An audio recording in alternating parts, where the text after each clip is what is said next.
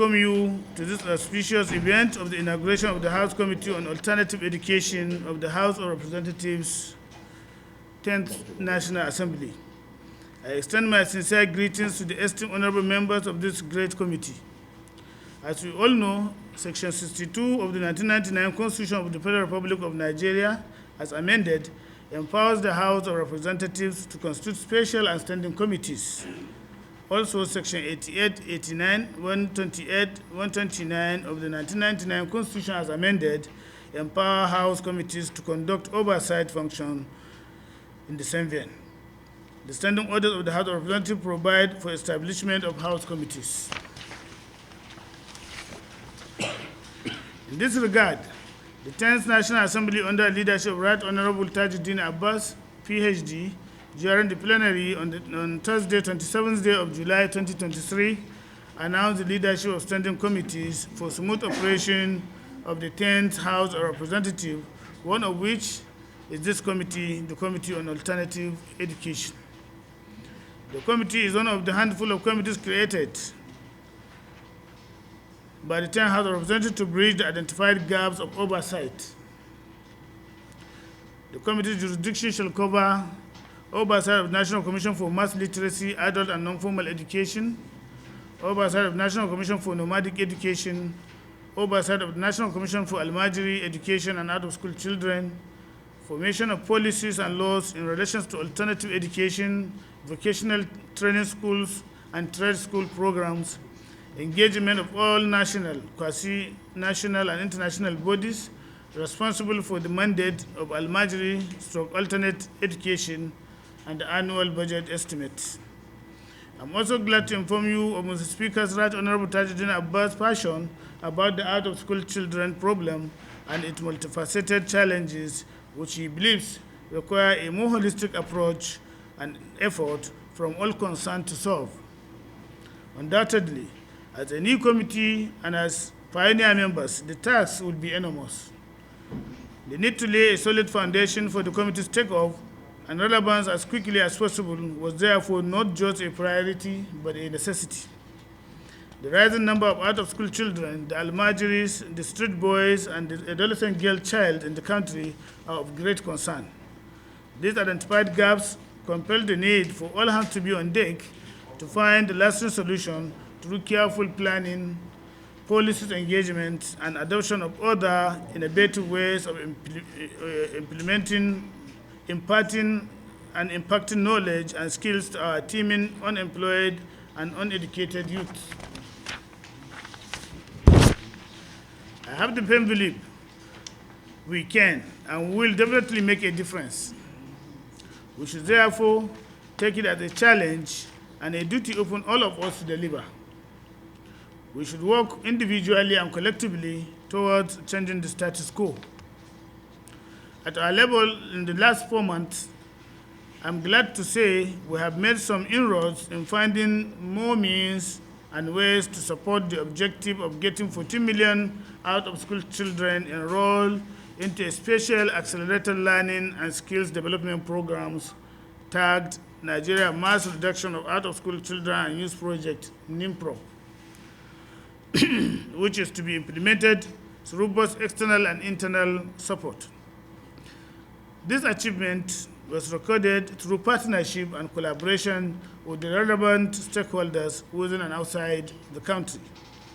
Finally, let me also take this opportunity to congratulate you, firstly as elected members of House of Representatives, and secondly as members of this prestigious committee.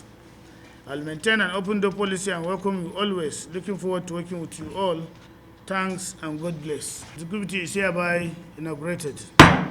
As well as some of our teaming youth to have a vocational training. Another knowledge that we think that will better their life. And the more we promote this, the stress less we are. Because many of these people are not engaged and they are not well oriented. That's why we're having issues of banditry, kidnapping, and other things. And if you actually involved in this, it's not only English. Include other languages around the environment. But if we are able to set legislative instruments, policies that will enhance the function of these agencies properly. And what we're talking about is proper funding. So, Mr. Chairman, I believe your appointment has been done on the right direction. And inshallah, that's by God's willing, we will do everything possible to ensure that this committee has succeeded in this charge of its assigned responsibility. Please, Mr. Chairman, be rest assured you will get our support at any time, at anywhere, at any circumstances, to make sure that this committee will be taken to a greater height. And also to the agencies, the head of agencies, you have to give him a maximum support, because without your support as well, we cannot do, or we will not have the desired goals. We have to join head together to move this committee forward.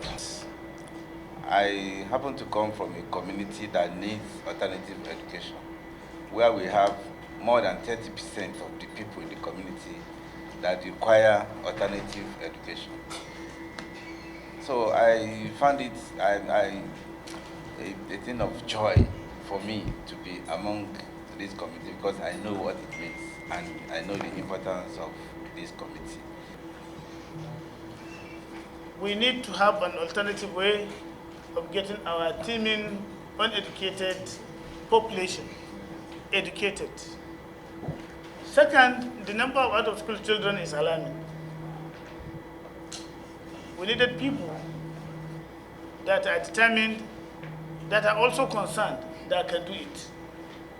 I said, okay, I want you to give me an explicit mandate, open-handed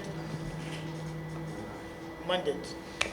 Allow me to go and do this work with the members. He said, I've given you all the approval that you may require. Part of our jurisdiction, you can see engagement with national, quasi-national, international organizations. So immediately upon that, because the second time for the committee to membership to be formed, so we feel we should do something immediately. We appointed consultants. They will have been here because of the time. The information was so tight, the timing of the meeting, they could not be here, only a few of them.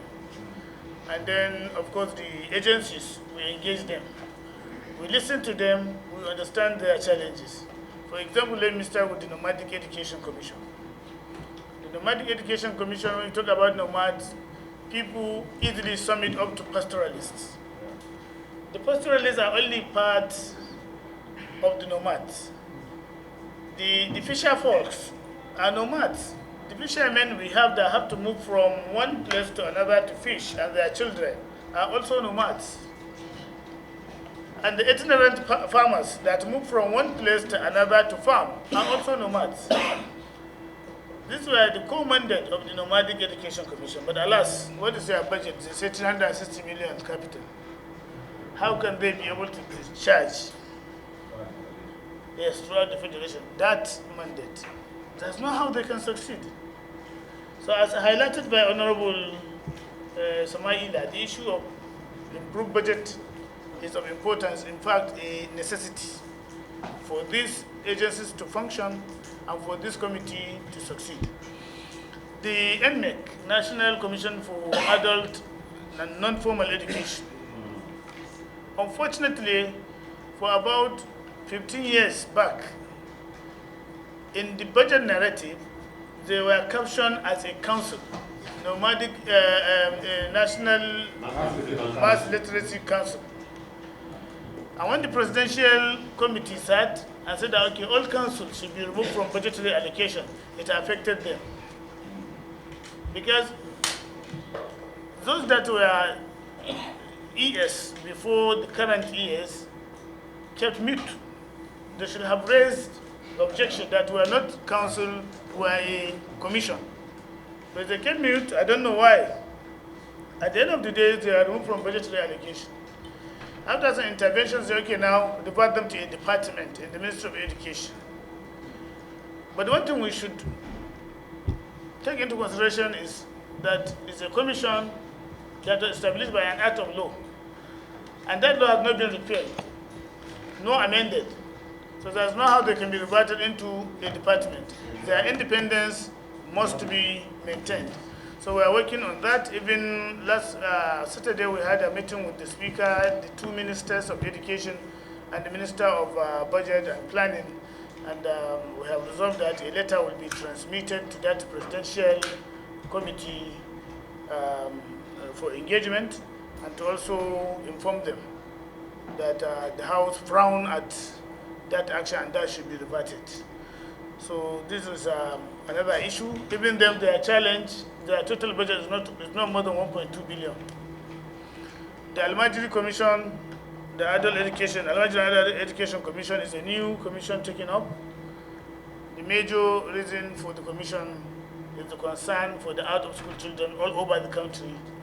And of course, when you talk about out-of-school children, you're talking about the Almajiris, you're talking about the indigent children roaming around, you're talking about the street boys and girls, you're talking about the girl childs that are not in school.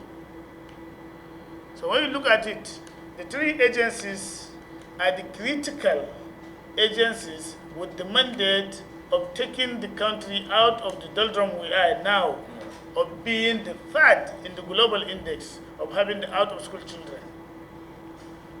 But how can they achieve that? Over the years, they could not, because the budget, the funding is not there. So now, having understood that, we are working towards budget improvement. On the other hand, on the engagement of other partners, we have made an inroad, as I said earlier.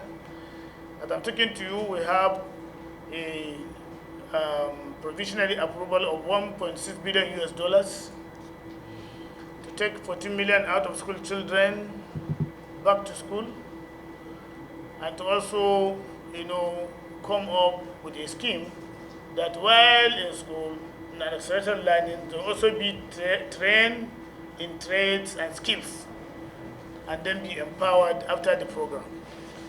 The program is to last for 4 years under 4 cohorts of 9 months. As I'm talking to you now, we're expecting the first tranche of the money to come in December, about $100 million US, to start the necessary work on analysis, baseline survey, and any other thing that will equip those agencies for the implementation of the project. So, to us, it's a very big responsibility. We don't see it as a small something. People, because they've misunderstood, but it's a big challenge. All hands must be on deck. We have to make sure that we make a difference. So I feel I should give this highlight. That work is ongoing. We also met with the Qatari Foundation. We are meeting with the the World Bank, the African Development Bank, and the Islamic Development Bank, and any other donors. These sponsors are from America that have approved $1.6 billion, that Lincoln Foundation. So you can see we are spreading our tentacles and wings everywhere. I was in France, I interacted with the sponsors, and so many trips for other case study or engagement will follow. I do not share in the views that ours is a committee that is new, because since the 27th of July till date, the successes that we've recorded in this committee solely by the chairman of this committee is one that so many other first-grade committees have not recorded. And just as he has said, after the 27th, we hit the ground running, meeting with several people, even after the naming of the ministers. My chairman forgot to tell you that we've met with several ministers. We've met with the 2 ministers for education. We've met with the Minister for Budget and Planning. We've met with several other stakeholders. with a view to bringing this colossal problem to their own attention too. 20 million is a lot of our young people, of our women, of our young boys that are out of school. 20 million idle hands is what we are talking about. And if we do not take it very, very seriously, we are sitting on a keg. Not on a keg now, on a drum self of gunpowder, on a time bomb as it were. Because if you have these people just walking and roaming around the streets, they say the devil, the idle hand is the devil's workshop. And that is what we have tried to do, and that is what we all need ourselves to do. I appreciate Honorable Polam that says everywhere, even in his own domain, there is nowhere in this country that we do not have this problem.